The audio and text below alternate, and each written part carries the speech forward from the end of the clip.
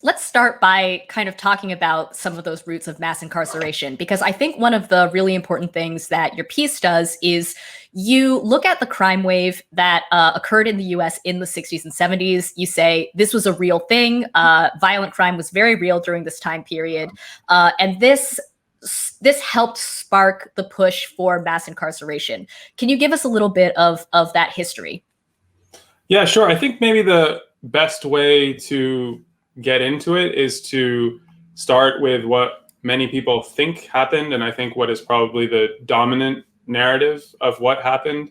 The dominant narrative is that what happened is that there was a rise in law and order politics driven by kind of a backlash to the civil rights movement. And so after mid-century, African Americans made these gains in American society. There was also the Great Migration, which was changing the composition of American cities. And in that context, it became electorally profitable for these white Southern political elites to use law and order politics to make electoral gains back, basically, to try and win disaffected white voters away from the Democrats to the Republicans. And generally, I think our story of the rise of mass incarceration has been intimately tied to that story. It's been a story about this kind of law and order politics backlash, inaugurating the punitive turn in American criminal justice. And as a consequence, it's been more or less detached from the facts about crime and violence. The idea has basically been that these politicians concocted a crime wave and concocted public panic about that crime wave. John and I have been looking for a long time at a lot of public opinion data, both among African Americans and white Americans. And we concluded in our early research that it's just not plausible, I think, to argue that people, didn't notice that crime was rising dramatically. And obviously that, secondly, that crime was rising dramatically. We know from various statistics, it's difficult to measure crime over time, but we have, for instance, the homicide rate, which is reliably measured over time, which increased dramatically over this period. And so there was this dramatic change in the 60s, 70s, 80s. Crime stayed at very high levels until the mid 1990s. And we saw that in our early research. We saw that make itself felt in American public opinion.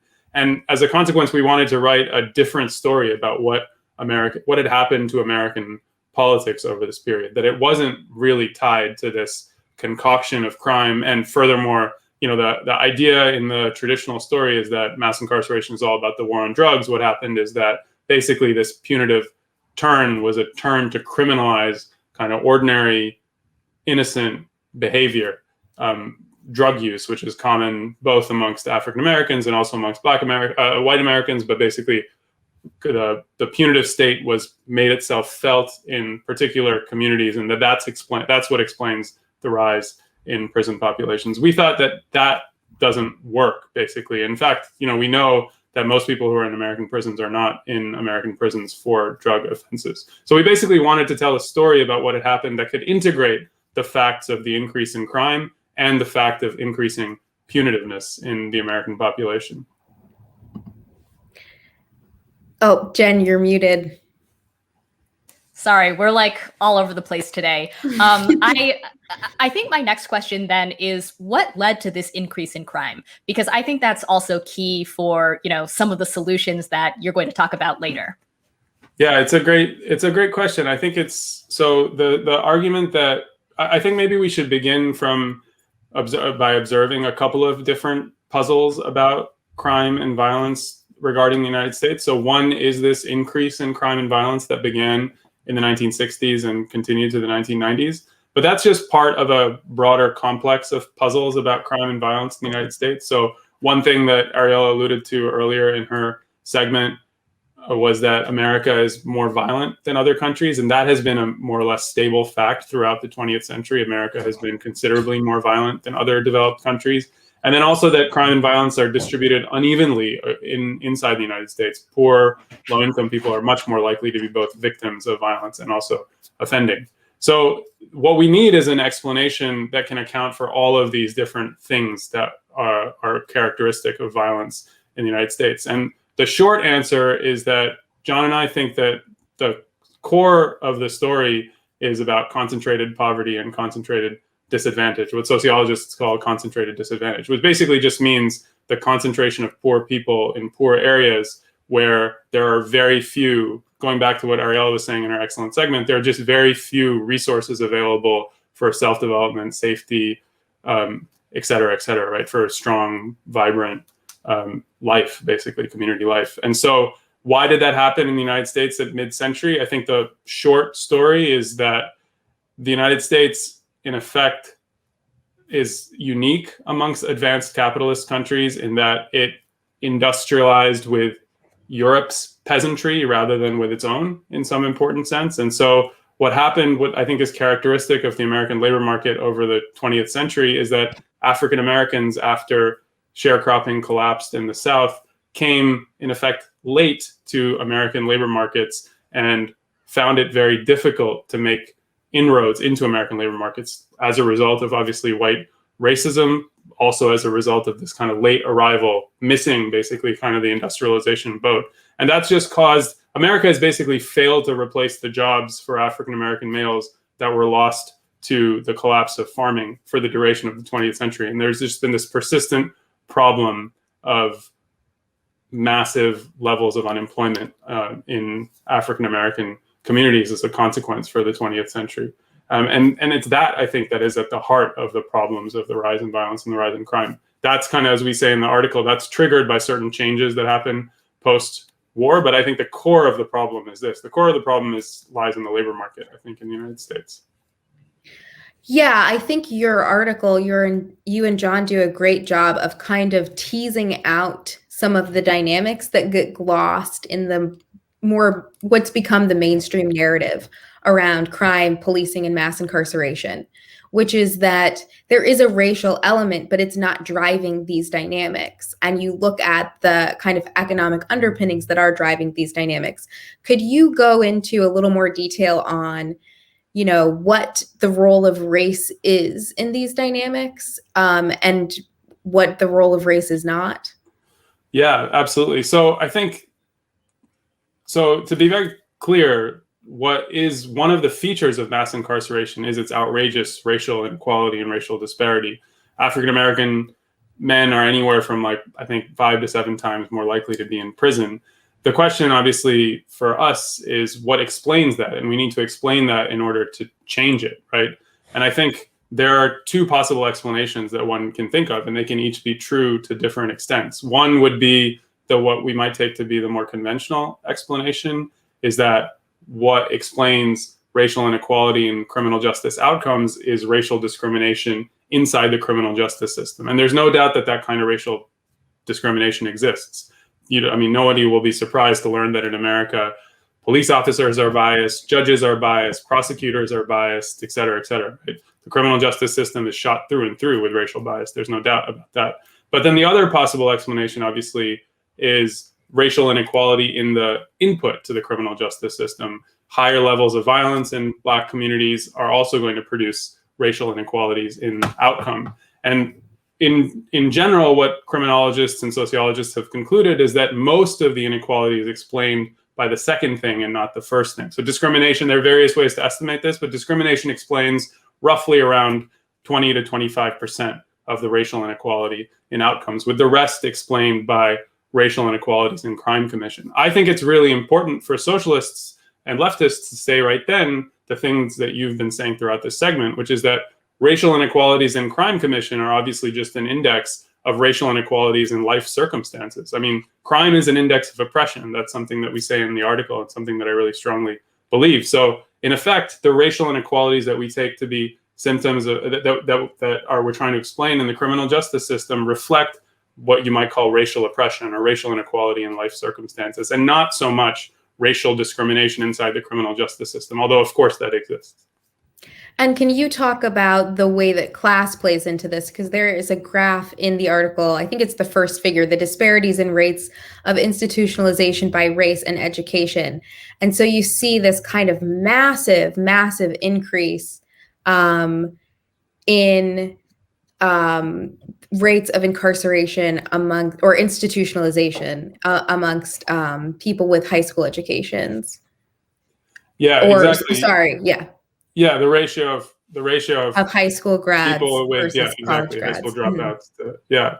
Yeah. So I think the reason that we use that graph at the beginning of the Catalyst piece is because that graph, and what you see also in that graph, although it's, I think in retrospect we realize it's not really very easy to see, is that racial disparities have been more or less constant over this period. They've risen and then they fell over the period that we would call mass incarceration, with the result that racial disparities are basically the same at the beginning as they are at the end. And so if the kind of conventional story that we tell about mass incarceration were true, that this was an attempt of these white Southern politicians throwing the punitive state at African Americans who are doing nothing more than using drugs, you would expect to see racial disparities explode. But you don't really see that. You see something else. You see actually a massive increase in poor people. And in fact, the probability of a rich Black person going to prison over the last 30, 40 years has declined over the period that we call mass incarceration. And that's further evidence for us that this is really a story about what's happening outside the criminal justice system. It's really a story about American poverty. You might say here, as like a summary word, it's a story about neoliberalism. It's a story about the way the labor market has collapsed for young, unskilled men who then turn to crime and then are caught up in the American criminal justice system. So following from that, something that you point out in the essay is that there were liberals in the 1960s who were really interested in addressing kind of these social roots of crime and addressing poverty. But why? And then, of course, there were the liberals who signed on to the kind of law and order policies. But I think because you are clear in pointing out that there were politicians who were interested in expanding the welfare state and who understood crime as a problem of an insufficient welfare state. What stopped them? Why were they unable to carry the project forward? Yeah, it's a super question. I was so compelled to watch Uncle Bernie say the same things in 1994. I mean, I think of him as the lineage of those people in the 60s, right? Mm-hmm. And I think this is where one has to understand what it would have taken to launch that kind of response. So to take the kind of response to crime that Ariella was outlining in her segment, which is to attack crime at its roots, right? To attack the root causes of crime, which I think we take to be requiring an expansion of the welfare state. What one needs to understand is that requires much, much more redistribution and much, much more spending by the government than an expansion of the penal state. So that's a point that's often a little difficult to understand, because you'll commonly hear this statistic trotted out by criminal justice reformers that it costs $40,000 to put a person in prison, only costs $10,000 to send them to school or to college. Obviously, the penal state is so much more expensive, they'll say. And so it can't be, that fact sits uneasily with the thing that I've just said. What you need to understand is that penal intervention in a person's life is hyper targeted. So while it is true that when the penal state makes contact with an individual, that per contact might be more expensive, the penal state is just intervening at the worst moments in someone's life, when they commit a crime, when they get arrested, when they're in prison. But the welfare state is something that, in order to be successful, has to make contact with a person throughout their life, right? And not just make contact with people who commit crime, but with everyone. With the vast majority of poor people, remember, won't commit crime. So to build a welfare state, you need to redistribute to all poor people for substantial proportions of their life. And that just means that the welfare state is a much, much more expensive endeavor than the penal state. So to go back to your question, in the 60s, why were liberals not able to do what they promised? I think it's basically a story of the incapacity of liberals and obviously the left to force redistribution in that context. I mean, in effect, there are many different things happening in the 1960s in American politics. But by the late 1960s, the civil rights movement, which was probably our best hope for that kind of redistribution at that moment, was flagging. There's also the war in Vietnam, which was costing an enormous amount of money and making redistribution much, much less likely. So there are these conjunctural things that are happening in the 1960s that I think just mean that our ancestors weren't able really to hold the liberals' feet to the fire in the way that we would want, in the way that we will want to today. I would also say, and this is maybe a slightly more pessimistic note to sound, that this is also just a persistent feature of American political economy over the last 100 years almost, right? In the late 19th century, America redistributed from rich to poor roughly at the rate that other European countries did, even in a world with not very much redistribution. But by 1930, a gap had opened up, and America redistributed only about half what these other countries do. And that gap has basically been persistent throughout. And in the Catalyst essay, we try and offer an explanation for that, which also has to do with what I was speaking about earlier, the way in which the labor movement is so divided as a consequence of the way in which proletarianization happened. Yeah, Kale, can we pull up the graph, the ratio of social to punitive spending as a share of GDP in developed countries? There's a lot of graphs today for Kale. I feel bad for him. Because you and John say the United States combines the harshest penal state in the advanced world with its stingiest welfare state. And yeah, exactly. What dynamic does that create? It might seem obvious as a conclusion, but can you flesh out the conclusion? What does that do socially? Yeah, well, I think I think what it does socially are many of the things that already you and Jen were speaking about earlier, which is that it actually leads to a welfare state. It sort of infects the welfare state with a certain kind of punitiveness.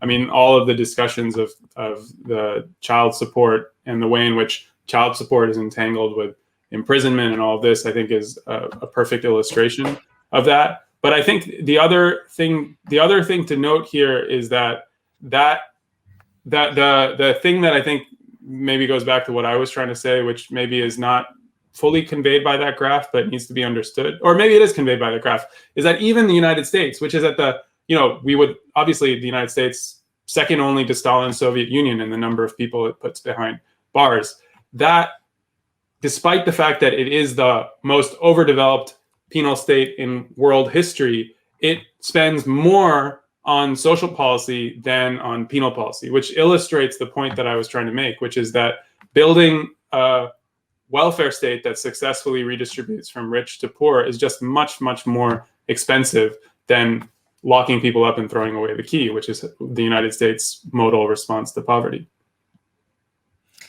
So I want to jump forward to present day a little bit because you guys wrote the essay in 2019. And obviously since then, last year, we've seen a pretty, unprecedented wave of mass protests against police violence after the death of George Floyd. And I think that there really is a renewed energy around trying to push through some kind of police reform and criminal justice reform. And of course, solutions range from, the George Floyd Justice in Policing Act all the way to things like slashing police budgets and even rethinking the idea of the police itself. So I'm wondering, just looking back on the last year, where you see kind of the most opportunity for overhauling the criminal justice system. It's a super question. I think it's something I'm still thinking about. I think the first thing that I would say is that for someone who writes about mass incarceration and began writing about it before 2014, before the wave of protests, I think the last 5-6 years have been in some ways really heartening, because I think people are taking note of the egregious ways in which America does criminal justice, not just policing, but prisons. I mean, the state of American prisons, what it means to be in an American prison, the number of people who are in American prisons. These are all just outrageous things, and that's what initially drew me to writing about this topic.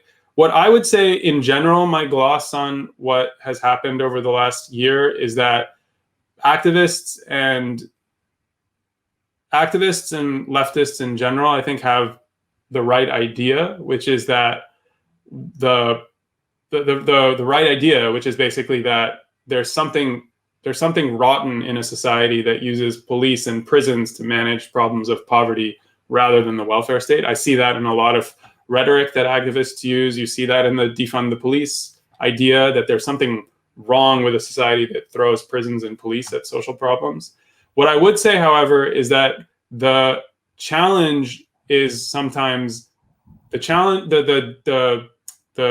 size of the challenge or the magnitude of the challenge is sometimes understated, because I think sometimes we think we can solve these problems by taking a municipal budget or a local or even a state budget and redistributing from prisons and police to social policy. But the reality is just that state and local governments spend, going back to the stuff that we were saying earlier, state and local governments just don't spend that much money on prisons and police. And so if you were to take money from this part of the budget and move it to the welfare state, you'd still just have an extremely stingy welfare state. The real challenge before us, I think, is the real challenge that confronts us in all domains of politics, which is to take from the rich in rich areas and give to the poor in poor areas. So, you know, what a real American welfare state would look like is a welfare state that took from Bill Gates and redistributed to Ferguson, Missouri. That's the kind of thing that we need to build. And that's the kind of thing that you just can't build at the local level.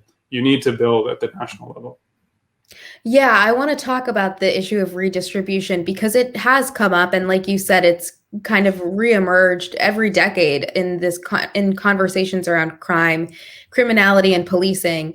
And there's been a resurgence in and a renewed focus on municipal budgets specifically and what they do, which I think is great. Like, give me the receipts.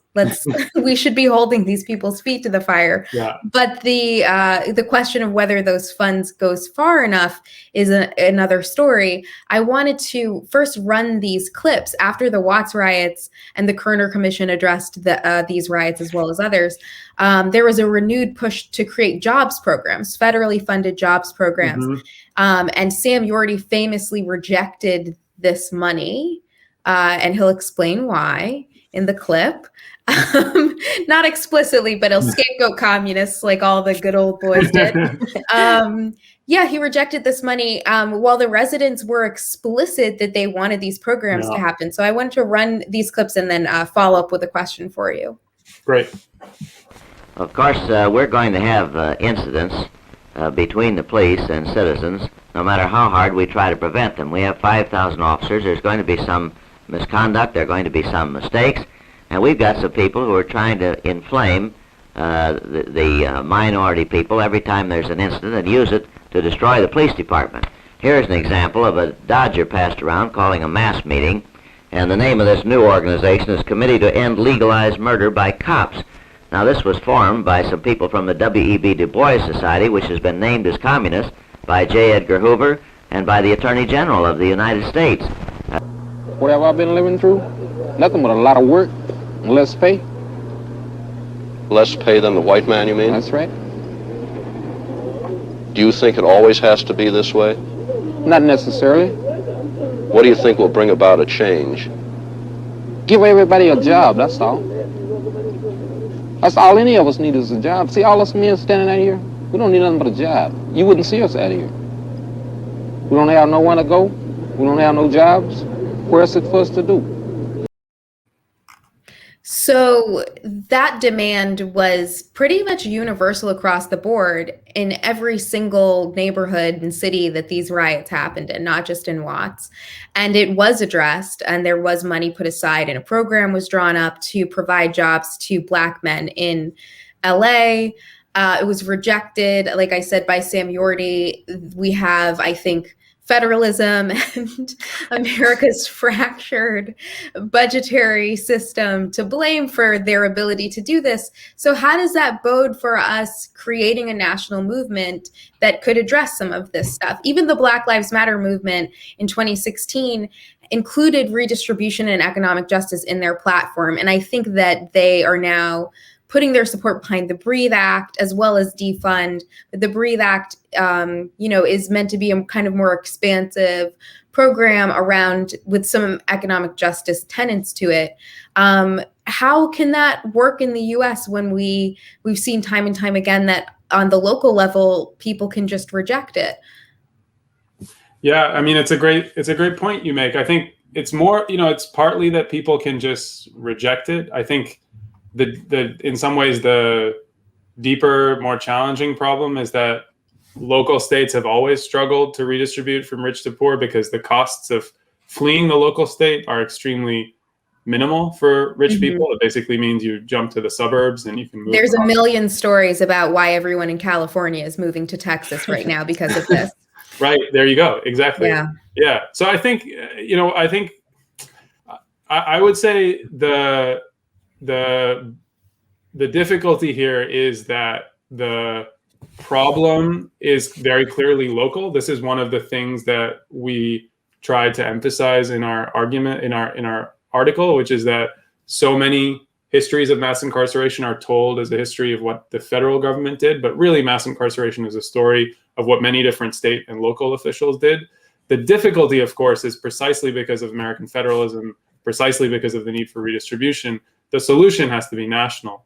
And that means that the kinds of political alliances we need to build, the kind of coalition we need to build is going to be different and more tricky to construct than the kind of local coalitions that have currently coalesced around criminal justice reform. And I don't, I say this as someone who is just a terrible organizer and activist. I don't have any insights here. I just think that is the scope of the problem. One thing I will say is that when you were saying that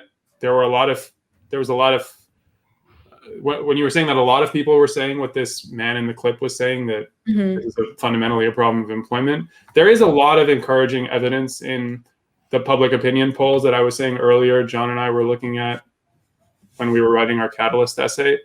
So so people are often asked the question, like, do you think courts should be harsher or courts should be less harsh? That's one of the most commonly asked questions in national opinion surveys. And when they're asked basically for like an up or down vote on what they think criminal justice policy should be, at the height of the crime wave, it's extremely sobering to see what people are saying.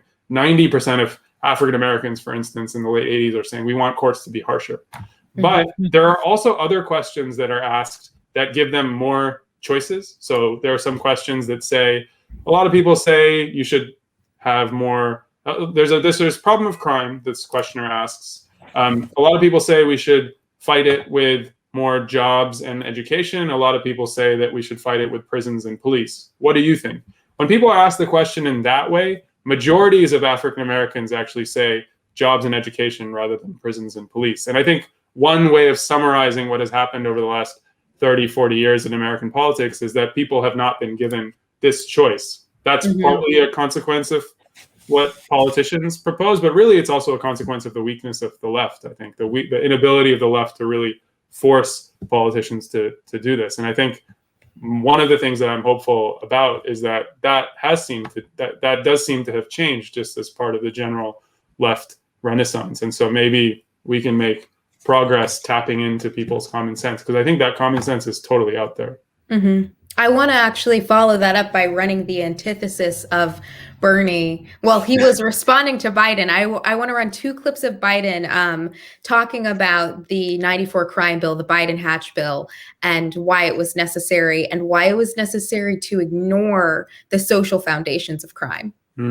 So I hope this crime bill, when it passes, the Biden-Hatch crime bill, as it becomes law, God willing, I hope that we will have ended once and for all this notion that is a hangover from the 60s, that somehow Democrats are weak on crime and Democratic presidents are weak on crime and Republicans are tough on crime. The truth is, every major crime bill since 1976 that's come out of this Congress, every minor crime bill has had the name of the Democratic senator from the state of Delaware, Joe Biden, on that bill, and has had a majority vote of the Democratic members of the United States Senate on the bill. So one of the things I want to do in addition to end the crime is end the political carnage that goes on when we talk about crime. Crime is not Democrat or Republican. Making the streets safe is not a Democratic or Republican issue. This is one of those issues I hope this passage of this bill will be taken out of the gridlock category and moved into an emerging consensus. And the consensus is as follows, and I will cease when I finish this statement.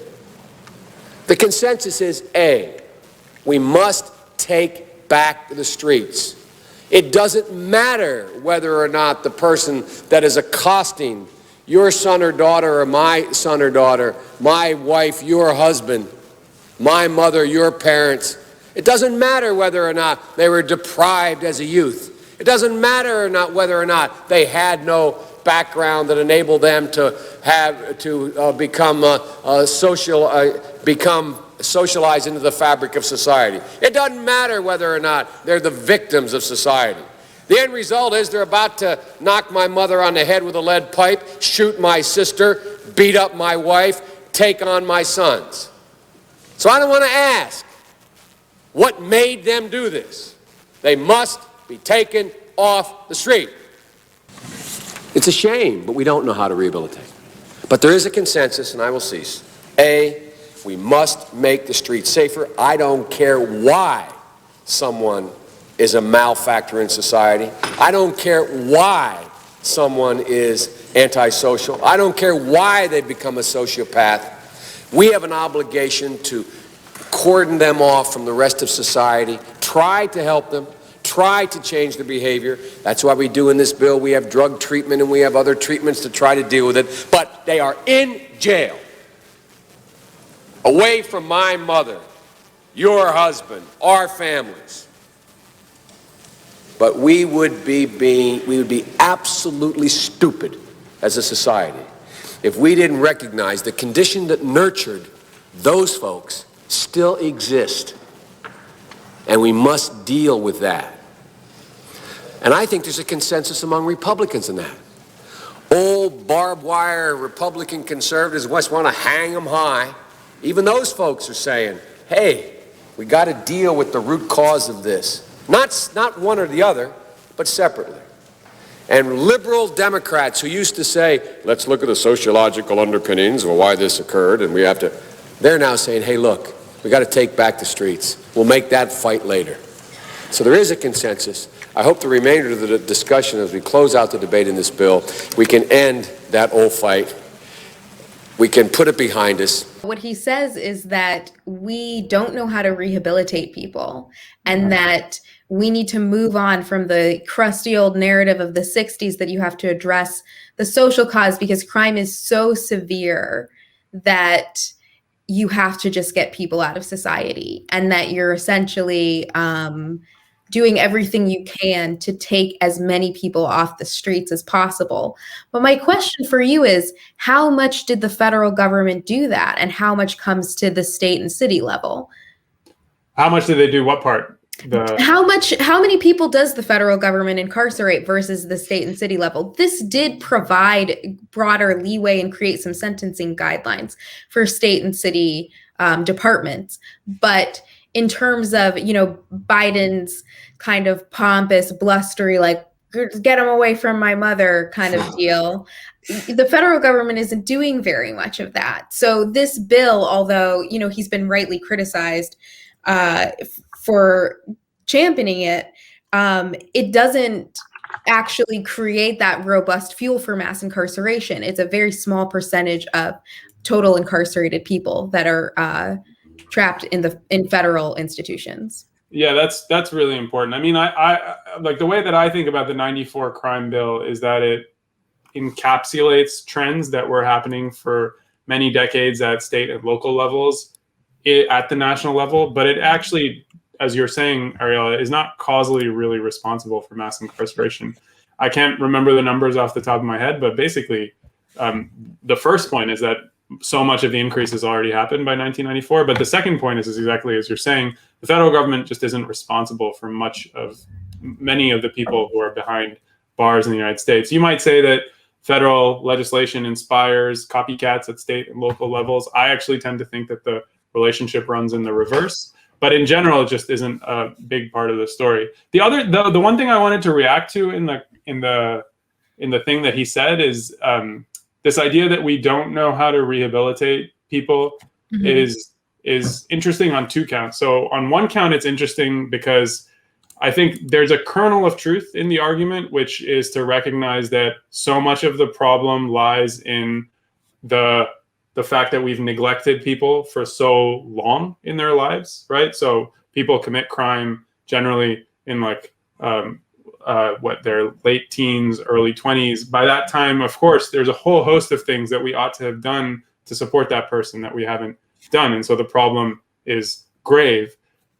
That's the first point. The other point I would make is that we actually have now very good data from the Scandinavian system, which suggests that actually, whereas in the American system, we have the very well-known problem of recidivism. So if you go to prison, you're actually more likely to return to prison than someone who didn't go to prison.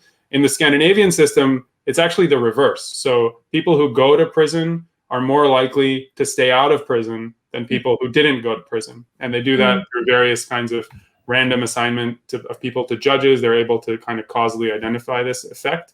So the effect of prison in Scandinavia is actually to make you more employable and less likely to return to prison. So to say that we don't know how to rehabilitate people, I think is, I don't know, 1994, this study had been published, so who knows what he knew.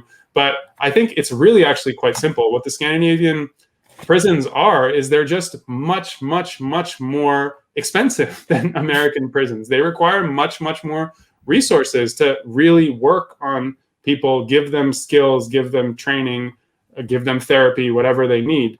And so it's not really, we shouldn't make it a puzzle what it takes to rehabilitate people. It's just part of the broader story that we've been telling. America does not spend money on its poor. And as a consequence, then you get all of this faux moralizing about the poor.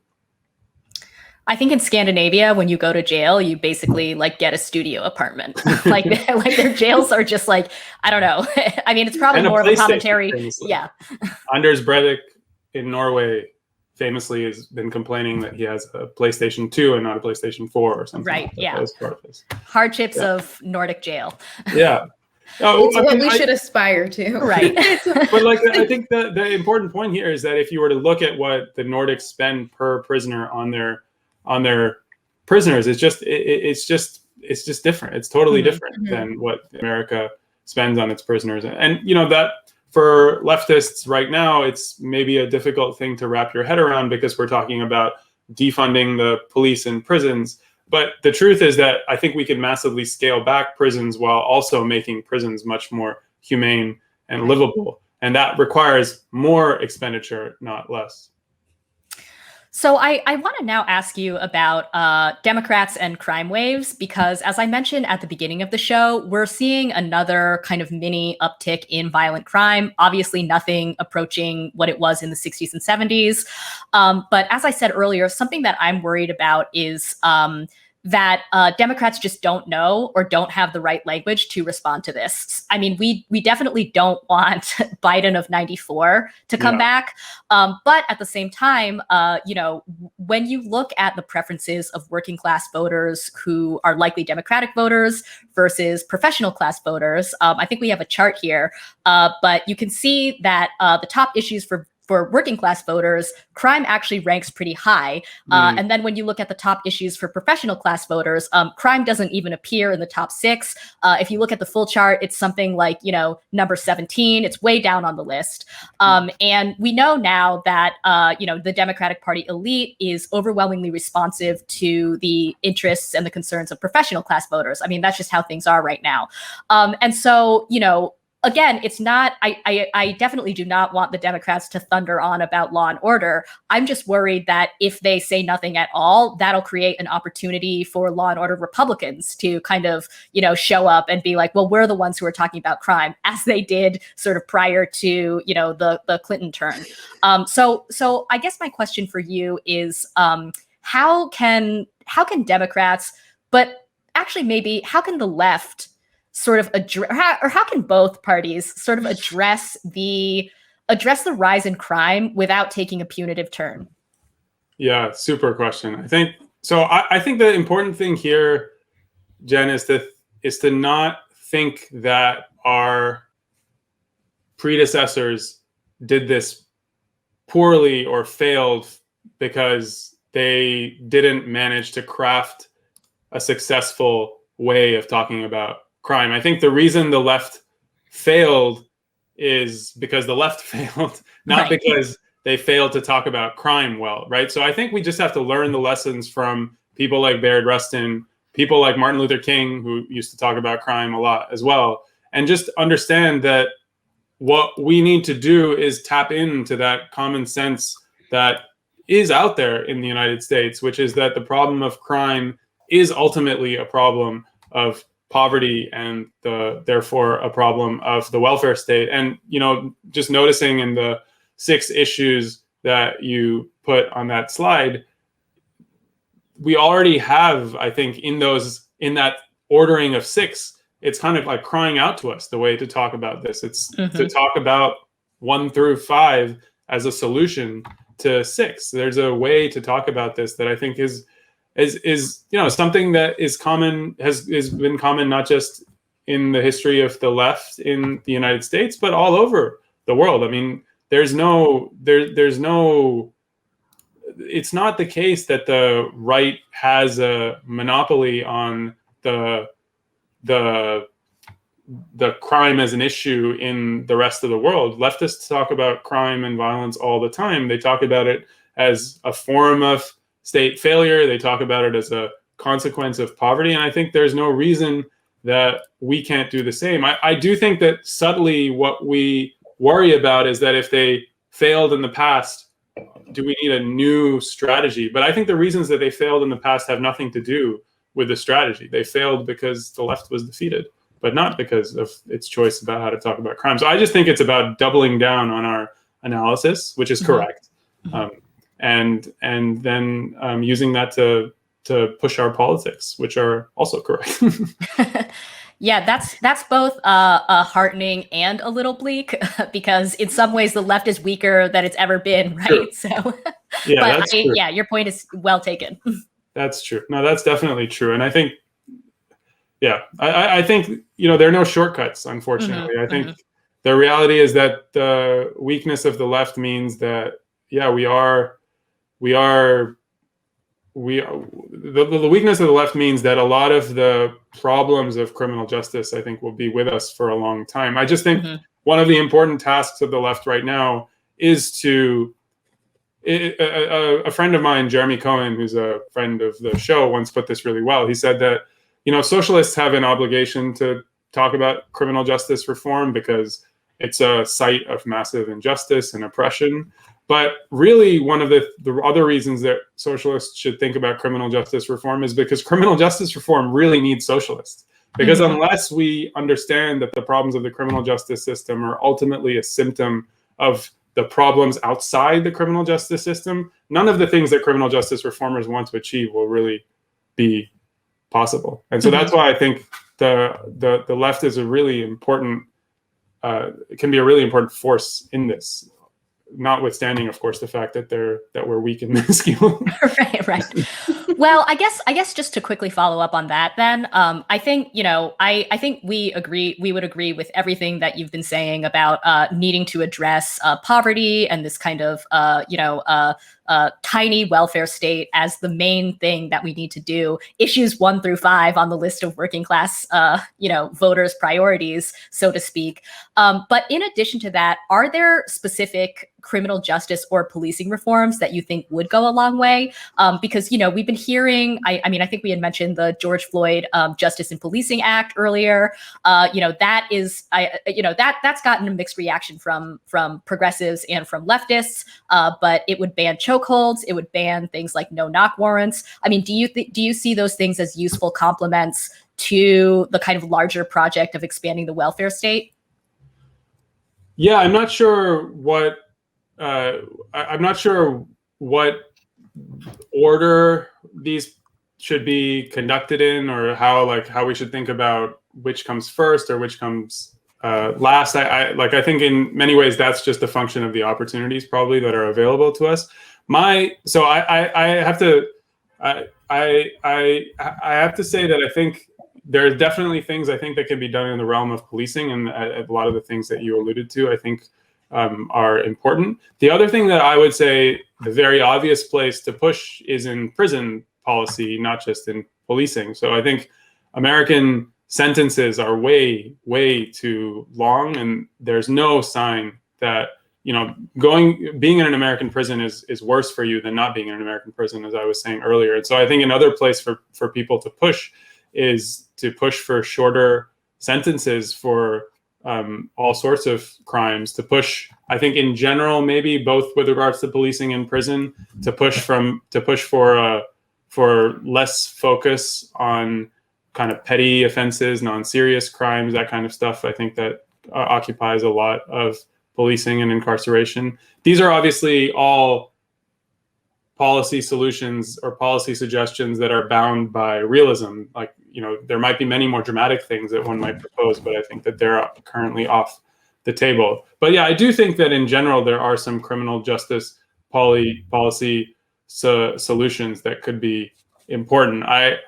But in general, I'm usually in kind of academic crowds, the person who tries to remind criminal justice policy wonks that the problem really lies outside of everything that they're looking at. And so I kind of pride myself on not being very wonkish in this regard. Yeah, same here. Although, the segment that you did, Ariel, I think that would have made many wonks proud. That was really. I was really impressed. Yeah. Cross-national comparisons. Have I ever made them proud? I'm not sure I ever have before. That's nice to hear. Didn't you drop Matt Bruning's name? No, Jen did. Oh, Jen did. Oh, okay. Yeah. I think the statistic that I had cited from him is that even two-parent households in the U.S. Have much higher rates of poverty than two-parent households in, say, Finland. Right. Like in addition to being extremely punitive on single mothers or single parents, the U.S. is also not helping two-income households. Yeah, everybody loses. Yeah, absolutely. There's a really nice New York Times editorial by David Brady, who's a sociologist who studies poverty in America, and he puts this really well with some co-authors, which is that all in all countries there are various kinds of risk factors associated with being poor. So single motherhood is one of them. Being unemployed is another. This goes to a point that Ariel also made. But in the United States, these risk factors are penalized so much more harshly than in other countries, that when a conservative looks at what's happening or just a liberal looks at what's happening, they think that the causal action lies in these risk factors, when in fact it lies in the environment that penalizes those risk factors, which is a point I think is totally the same as the point that Ariel is making.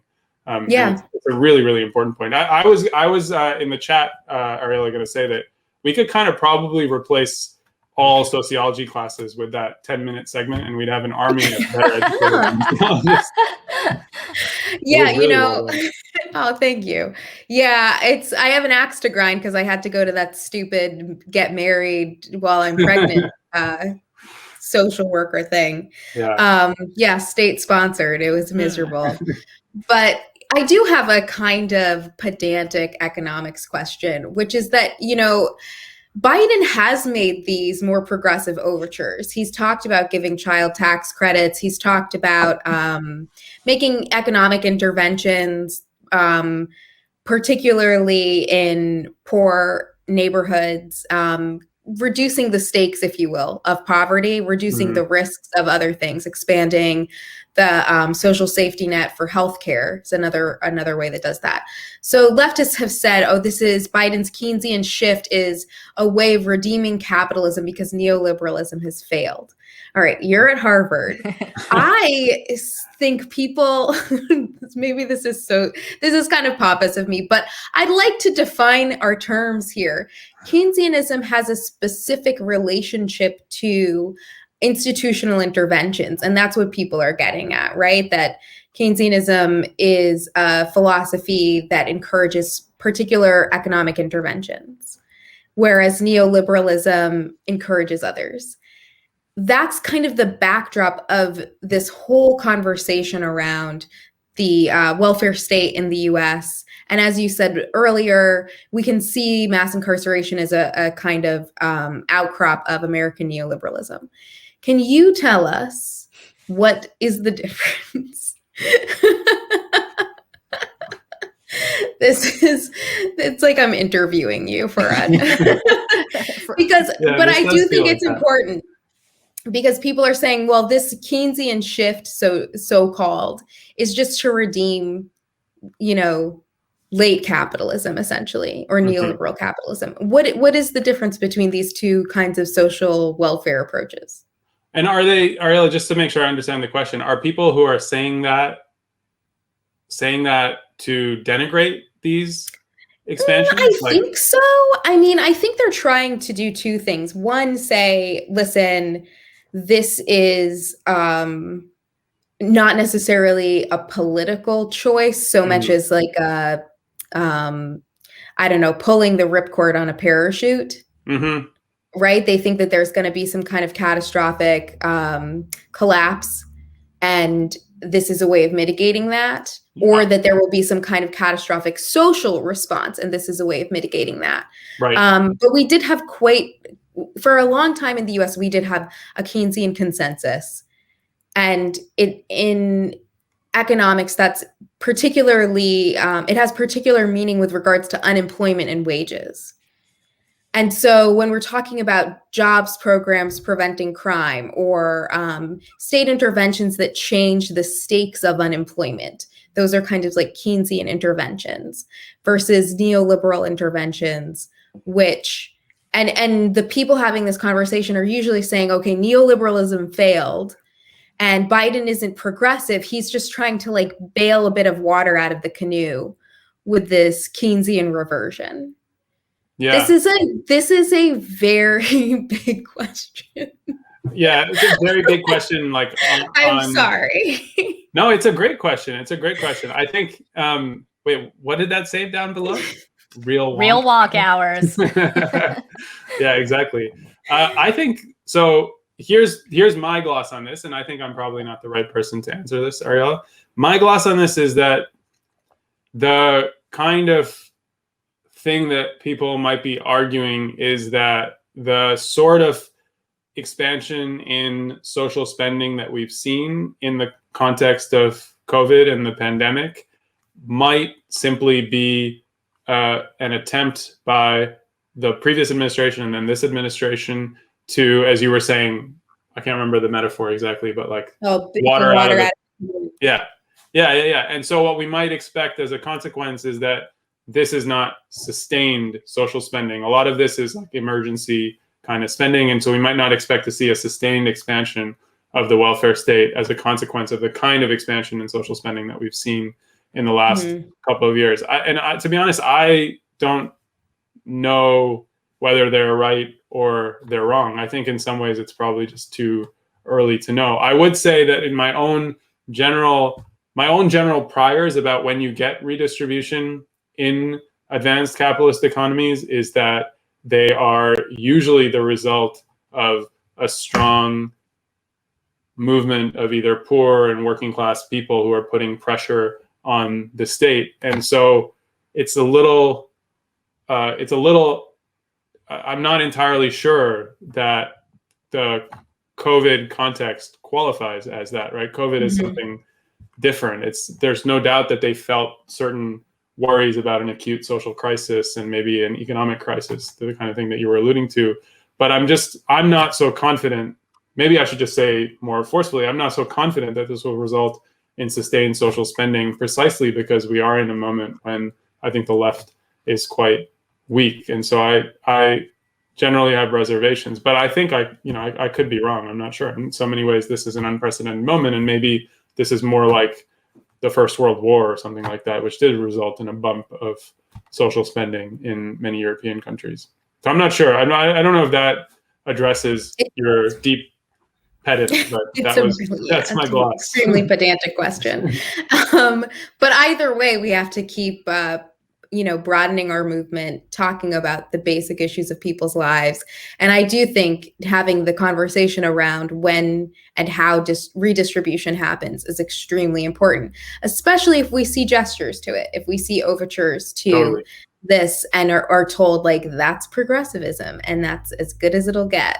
Yeah. We have to keep unpacking that. And I think that the failures that you've identified in the 60s of kind of pursuing the redistributive angle as a way of tackling crime just redouble the importance of like taking that lesson to heart and figuring out how to make it sustainable, because there were actually quite a few government and state programs on a small scale trying to address these things, and they failed to make a meaningful impact. Yeah, and I think what we have to argue is that it was precisely because they were at small scale, local scale, that they failed, not because they didn't fail because the idea itself is flawed. And I think for that, we want to just hit very hard these cross-national comparisons. I'm always shocked at how America-centric discourse about American poverty is, right? And that's what allows this moralizing to take on a life of its own. If you are just a little disciplined by how awful this country is vis-a-vis other countries, as you know, your segment so expertly did, I think the answers are really obvious. They're staring us in the face. We only look at one side of American exceptionalism here, which is like we can build some kick-ass fighter jets and Right. I'm like revealing my deeply unpatriotic. I can't even list another thing. It's positive, like big sodas or something. I don't know. And trucks. Yeah. So before we let Adaner go, I just want to quickly mention again, his Catalyst essay with John Clegg is The Economic Origins of Mass Incarceration. And if you want to do anti-wonk hours, you can also check out an interview that he did in Jacobin, Everything You Know About Mass Incarceration is Wrong, which is a really good and kind of straightforward, I think, primer to some of the issues that we just discussed today and which Adaner addresses in the Catalyst article as well. So on that note, Adaner, thank you so much for coming on the Jacobin Show. Thanks for having me. This was so much fun. Come back and talk about your book. Exactly. Sorry? You and John should come on. We'll have you both on. You can talk about your book. There's a little too much pressure. Forthcoming. Yeah.